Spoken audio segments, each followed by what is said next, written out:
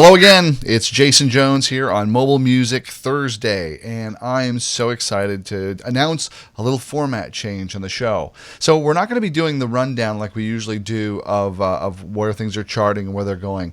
Been thinking about it a lot, and I really think that's actually really more interesting if I kind of bring those lists of where things are at, if they're charting well, and bring them to the DJs that we talk to every week on the show that are out there packing the dance floors, making it happen, trying different songs, trying out new songs. That's going to be the best indicator of what is really working for us and not working for us, rather than something that's a hit or not, because it could be a really huge hit but just not a very good dance song for the dance floor and doesn't really do anything in that environment. We all know that. We've all seen that. So that's what this show is now all about. In the inaugural show reformatification, I am happy to announce my guest today. It's not only going to be, but it is Mike Anderson. And Mike Anderson started out as, you were Crystal Entertainment for really a long time. And then as a single operator, he has gone to Mike Anderson Weddings. And not only is a great DJ, but creates amazing experiences for people as a host, a MC, storyteller, event experience designer, does a lot of that. But we can't forget how central it is once the dance starts. Music is still king, because that's what people want to dance to, and that's what makes up that whole experience where we can make a big difference. Mike, welcome to the show. Well, thanks for having me, Jason. I did not know I was the inaugural guest for this year to format change. That's awesome, too. I got to have some surprises, don't I? I can't tell you all the secrets.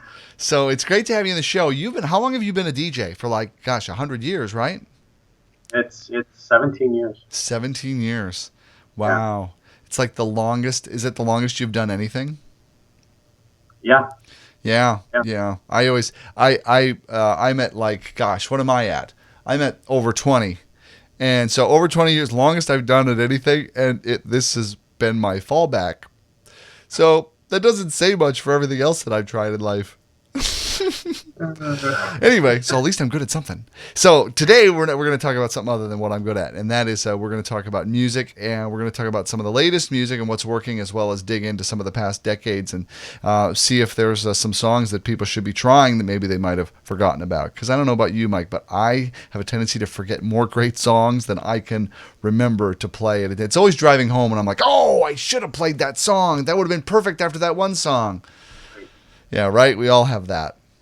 So, on our quest to help alleviate that just a little bit, here we go with the show. So let's talk about new music first. So interestingly enough, I was just checking the charts, and I noticed that it's really kind of funny how number one downloads kind of start showing up when you really start paying attention.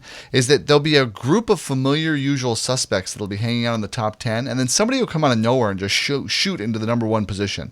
Bam! Really fast. And Ariana Grande, with her song Problems, has been number one for, weeks and weeks. And now it's just been bumped out by Linkin Park Rebellion, which is more in your kind of like album, I don't know, is that progressive rock, I guess, a category that you would call it? It's not Linkin Park isn't punk. It's pretty progressive rock. So is that something that, as far as like new rock, is that something that fits in much into your set lists when you're out there playing? And we're talking about weddings here.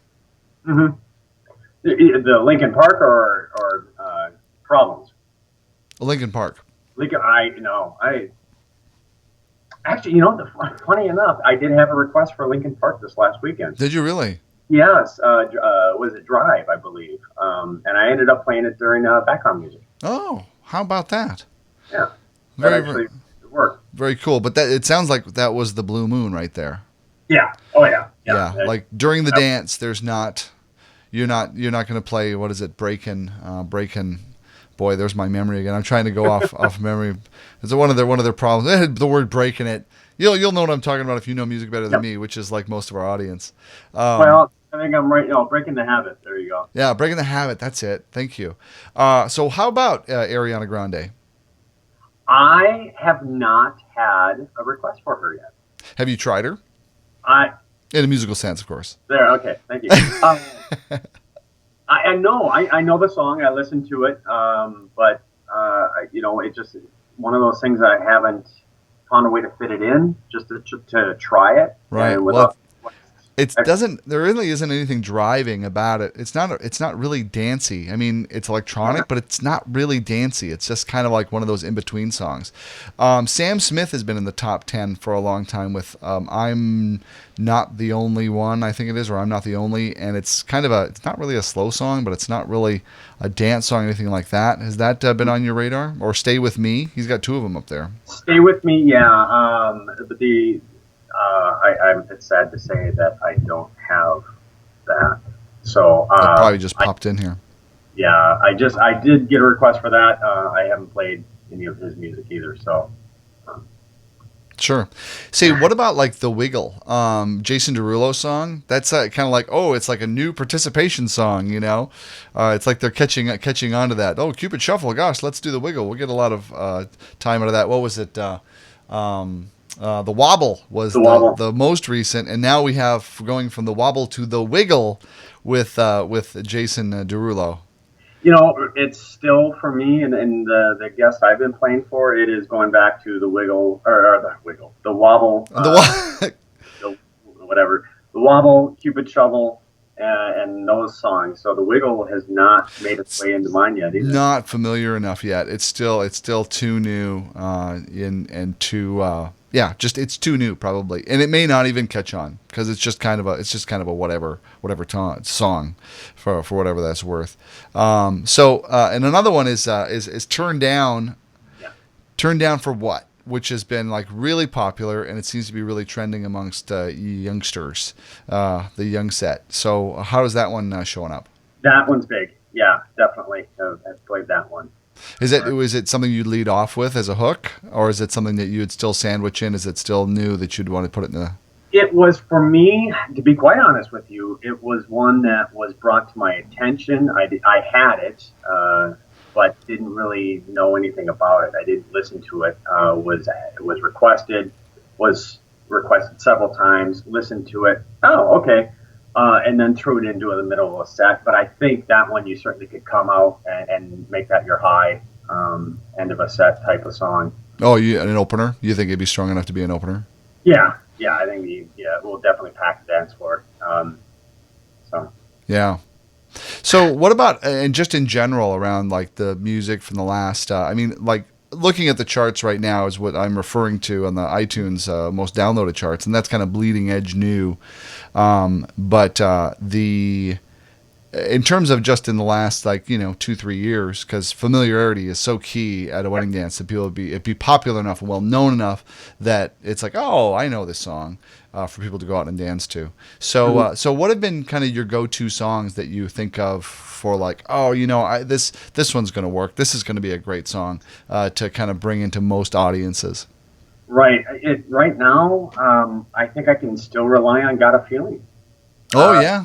And playing it earlier in the evening. Mm-hmm. I'm finding that I can use that song to let everyone know after playing maybe a '60s tune or something a little bit older, playing the "Got a Feeling" as a way to show, hey, I'm going to be going all over the place tonight. We are going to be playing some newer stuff, and with "Got a Feeling," it's one of those songs that was played enough in the sports arenas and commercials and things like that everyone knows it. Right. Everyone will come out and dance to it. Yeah, everyone, young and old. Yeah. And so, do you see that a lot? I mean, I noticed when I've played it, I see grandmas and grandpas get out there to it. I mean, it's just kind of like a fun song everybody can go out and dance to. It's one of the things I love about Happy, because it's one of those, we'll be able to play that for years, and it'll be like multi-generational. It's like, yeah, Happy, this is fun. And get out there and do it. I mean, I don't know if it'll be for years. We never know really what's going to be an instant classic, which is stupid anyway. But but that it's like kind of multi-generational. So you think "I Got a Feeling" is probably going to be like one of those like from Usher, where it's just like, it kind of gets added onto that decade or that era's must-play music as an awesome song. Everyone's like, oh, I love this song. What I would call our wedding dance standards. It's a long way to say that. Exactly. No, right now it is certainly one of my standards. For sure. I always look for a spot to play it. Sure. How about anything else that you can think of? One, I still think the party rock anthem is also along the same lines, where I think I can pull that one out.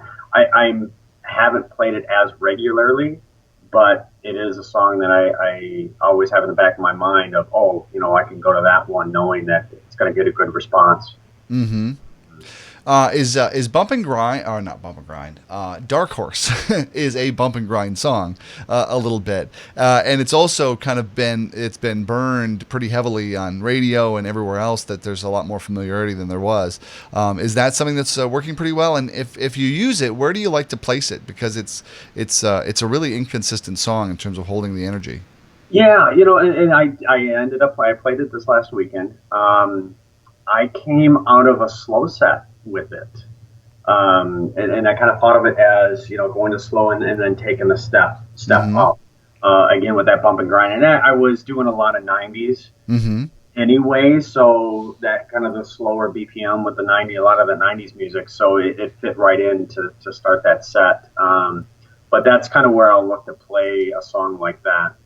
Something that if it doesn't do so well, I'm still not in the middle of the set or towards the end of the set. Mm-hmm. I mean, I can recover really easily if that doesn't go well. Sure, but so did it have a strong appeal? Did it did you retain most everybody that was slow dancing, and did they react to it well with enthusiasm, or was it just kind of like, yeah, this is okay?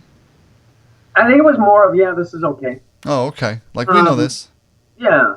It wasn't the scream that you get when you play some songs, and it wasn't a mad dash off the dance floor either. Right, a mass exodus. Yeah, I hate that. It's like, okay, I'm sorry. I'll play something else. Yeah. So, what about Iggy Azalea and Fancy? Has that one been catchy? It seems like one of those, what I would call a girl anthem. Single Ladies is a girl anthem. A lot of Carrie Perry Firework is a girl anthem. It's like one of those that I'm like, okay, I'm going to pack the floor with girls now. And then they just, all go out there to those. Is it kind of doing that? Yes, and in fact, I ended up playing it twice this last. Oh, wow. Oh, yeah. So really at the top of the list, a really good go-to song in terms of like really people, a newer, fresher thing everybody being really excited about. The sound of it is, personally, I like the sound of the music. Mm-hmm. I may have other opinions about Iggy, but it doesn't matter. I like the sound, and it is a little bit different too from what's out there. So, you don't like Iggy's rapping, do you? well, yeah. You're not a big fan of that. No. Our Australian rapper, another success story out of Australia, which is It will never stop me from playing it. Well, we're not paid to play what we like, so. Exactly. Yeah. Oh, I'm bouncing around here a little bit, but that song, isn't that song by that's Magic by Rude? Is that, or is it by Magic? It's by Magic. It's the name of the group. Where they're like, and it's kind of like a Caribbean theme, and it's like, I'm gonna marry you anyway. You know which one I'm talking about? I don't. Yeah, never mind. The people aren't asking for it. It's just one of those songs that they're singing about like getting married. But even though the theme isn't the greatest, it's like, you're kind of a jerk, so let's get married anyway. And and this is really hard, but I'm gonna marry you anyway because I'm a glutton for punishment. I don't know. It's one of those songs like Grenade that I cannot stand. Grenade by Bruno Mars, because it's like every time he's like, I catch a grenade, I'm like, you're an idiot. Right. You are an idiot. You're frightening. You should be by yourself. You should. I don't like that at all. I don't recommend playing it. It's like, kids, no, you do not take Bruno's advice here. Yeah. So, for the safety of children, I don't like to play that at a wedding dance. Put the disclaimer on before you play. So, how about Warning. Is Bruno Mars is he go-to for you in terms of slow dance or any of that? Because he's got some of his stuff is like in between. Like even like for a while, it's like people are like, oh, I like play that song, I Want to Marry You, and they just kind of wander around the dance floor because it's not really dancey enough to dance to. Right. But has that fad? Is that done, or have you been seeing people asking for that or wanting that at your shows? Yeah, when given a choice, I think I'll play Treasure before I'll play some of his other stuff. And because of that, like Marry You, it's a little bit more of a poppy, how do we, it's kind of slower, how do I, so Treasure is one that I like, and I'll choose that. And then if it's a slow song coming up, I'll look to see what other requests I have first, I think, before I'll play one of his songs. Sure, sure. Yeah, that makes sense. It is because a lot of it just really isn't dancey. So let's look at the '90s. I mean, you mentioned that your last dance that you played a lot of the '90s, and that's Yeah. like that. It's like it never fails that the decade before the last decade, 2000 to 2010, is way uncool, and the decade before that, the '90s, is way cool. So, so what is it? What is it that you're pulling out of the '90s that really has had staying power? Well, and for me, I mean, this is awesome, and this is going back to when I started DJing. So it's flooding back all those set lists and things that I used to play. Mm. But like Coolio, 1, 2, 3, 4, the Bombastic by Shaggy. I ended the night last week with "Come Baby Come" K7. Oh yeah, that was a really fun song.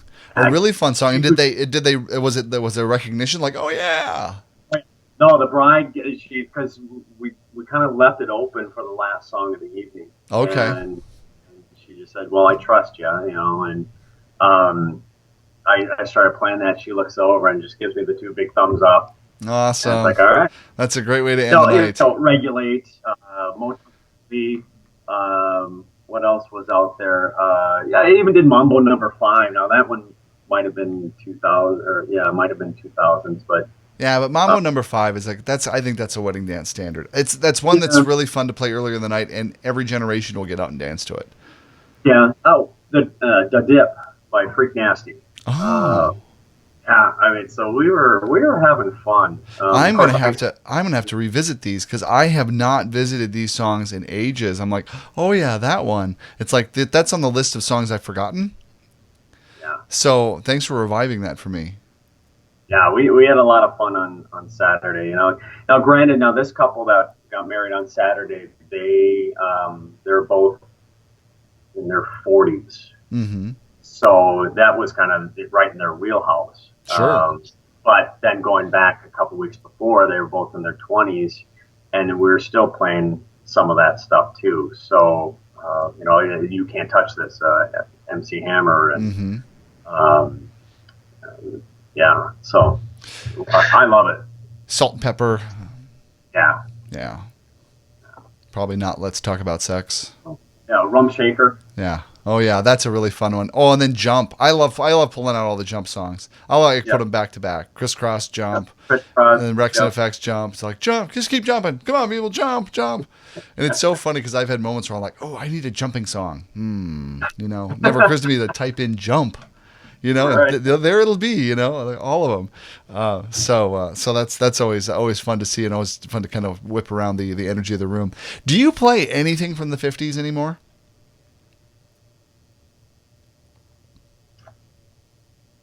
I'd have to say no. Yeah. I How mean, about the 60s? Yeah, I'll play a Beatles tune. Yeah. I mean, you can never hurt with a Beatles song standing there, or Twist and Shout. Twist and Shout is a great go-to. Nobody goes, oh, Twist and Shout again. Nobody ever does that. Right. And if they do, they can get off my dance floor.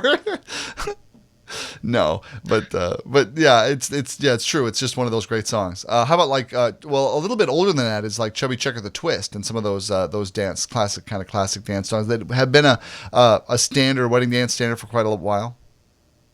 Boy, I couldn't tell you the last time I played the Twist. Yeah, not so much. Is that because it's like a forgotten oldie for you, or is it because like it just doesn't really fit in with what you're doing now or your audiences? I would say probably it's a personal thing. Wow. Something bad happened when you heard that song the first time? No, not at all. Just again, it's more of that versus this, and the Twist gets set aside. Right. No, I get it. Where you're like, no. And then the song's like, I could, no, and then you'll do something else. Right. And I'm sure I would get decent responses still playing that. Yeah, but sure. It hasn't yelled at me yet to say you need to play this now. Right. This is where it will fit. Sure. How about the 70s? For sure. Still getting it. I mean, Dancing Queen. Yeah, that's right. Yeah. And You can always get that feel of how they're going to do, but I mean, you're always going to get the dance floor full of the ladies. right. I love still throwing in Cecilia, Oh yeah. Little Willie. Oh, Little Willie works for you. Oh yeah, Little Willie is. It's a great song, but it doesn't always work everywhere. Even as a sandwich song, I've lost some of the floor on Really? it. Yeah. But I Apparently, I'm not playing it right. As Bill Herman says, it's all placement. Any song can succeed. It's just where you put it. It's like, oh, shut up, Bill. Exactly. Yeah, I certainly. September, some Earth, Wind, and Fire. Yes, that's a good one. Well, Staying Alive is like, I don't know. It's like the song that'll never die. And that's one that I've chosen to stay away from. Really? Wow. Yeah. That like works. It's like it's like throwing crack in the middle of the dance floor at a party full of addicts. So he's like, ah, Right, and it's not because I know it's not because I think it's going to fail. I think it's for me it's like, okay, what else could I play? Where else, like those songs that that's not so typical, but still the people are going to be excited about. Exactly. Yeah. Well, go ahead. Yeah. Interesting. It's not that I'm opposed to playing it. I think again, it's weighing it out versus Cecilia or Little Willie or Black Betty. Yeah. Yeah. See, and I stay away from Black Betty. Okay. Yeah. I just don't. And like you say, when you say it's a personal thing, I don't like it. I cringe when I hear the song. I'm just like, no, if nobody requests it, if it's not a favorite of somebody, I'm just like, it just kind of repulses me. And then another song that I stay away from that I think a lot of people do still play is Kool and the Gang, Celebration. Yeah. I'll see it and I'll be like, yeah, I could do that one. But what else could I do, And it's like, and I avoid it. I don't have really, a good reason. I mean, I've used it a few times, but it hasn't really. And it's been like, oh yeah, Celebration, okay, It's like, yeah, all right. Woo-hoo. It's like coleslaw. You get the crowd to woohoo, and right. Nah. So here's all right. I got to bring up a song to you. Yes. Ask you a question. He turns the tables. Look at him taking control of the interview. Maybe you have seen some of these posts that have been going on with Mr. Don Larson, Don the Entertainer. Give him this proper title here. We built this city. Oh yeah, he's all about we built this city. Yeah, I don't even want to do we built this city as a sandwich. He's come with me on shows, and he's been like, oh, you got to do you built this city. You got to do that one. And it just doesn't really do. It doesn't get a big reaction, and people are like, "Oh, I love this song." I mean, it was big in the time. I remember playing it at the time. No, I'm on board with you. In fact, so here's a story. So Don's assisted me several times, and every time the same thing. Oh, you got to play this. You got to. And I look at him like crazy. There's no way I'm playing this song. So we're down in St. James, about 45 minutes south of Mankato, and he said, "You gotta play it. Just please let me. I'll take the blame." Right, like you're gonna put up with the shoot, ladies and gentlemen. That was Don Larson's choice. He's leaving the building. Exactly. So he gets his camera phone out and gets the video going, and we hit play. Screams. Wow. They're belting. I mean, it's like living on the prairie. We built this. They're wow. And he posted it, and the bride commented on it after. But a year later, I'm back down in St. James, and the bride was a guest at this wedding, and she came running up to me and was, she couldn't stop talking about, do you remember, we built this city? And wow. Yeah. So it left an impression on the bride. It was one of her highlights. The video helped in getting the conversation about her wedding. Sure. Mm-hmm. But again, we played it that night, and the same reaction. And so now anytime that Don does come with me, we do play it. And is it a home run every time? Not every time. You know what I will give him though? I will give him this. Let's Hear It for the Boy is a forgotten favorite. It really, like, whenever I've since he did introduced me to it, I played it a couple of different places, and there's like, if there's people who are in their 40s there, like, moms and dads, then it's like, it's like a warm recognition song, and they'll come out and dance to it. I still will not let him play that. Well, I'm saying, not to be a song pusher or anything, but try it. You might like it. You might be surprised. Throw it in sandwich it between a couple of songs that are gonna really hit. You can always dump out of it. That's true. Okay. So anyway, but that's that. Mike, thanks for taking me on a musical journey today. This has been like really fun. You brought up so many songs that I'm like, I have to make a note of that. Remember that. We gotta do that. So really, really appreciate it. Thanks for being on the show. Hey, thanks for having me. And thank you for tuning in. This has been really terrific. Leave your comments down below, please, right here on YouTube. We'd love to hear what you think and your ideas. And who knows, maybe we'll have you on the next Mobile Music Thursday show as we talk to different DJs around the country about what's working for them, what's not working for them at their weddings, mitzvahs, school dances, and the bars, the whole 9 yards. So until next week, keep listening to music.